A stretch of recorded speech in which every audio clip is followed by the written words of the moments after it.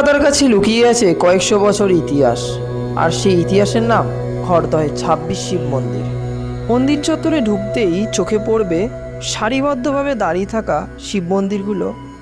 চারপাশে শান্ত পরিবেশ, গাছপালায় ঘেরা এই জায়গাটি যেন এক ইতিহাসের জীবন্ত সাক্ষী।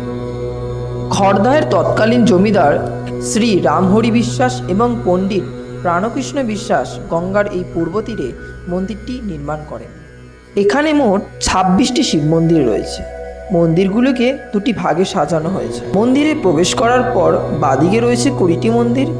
এই ২০টি মন্দিরে প্রতিষ্ঠিত শিবরূপগুলি আদিশিলা হিসাবে পূজিত করা হয়। অন্যদিকে ডান দিকে সারিবদ্ধভাবে রয়েছে ৬টি শিব মন্দির, যেখানে প্রচলিত আকৃতির শিবলিঙ্গ প্রতিষ্ঠিত রয়েছে। মন্দিরগুলোর গায়ে লতা পাতা ও ফুলের সৌন্দর্য নকশা দেখা যায়, যা সেই সময় শিল্পকলা ও স্থাপত্যের এক অনন্য নিদর্শন।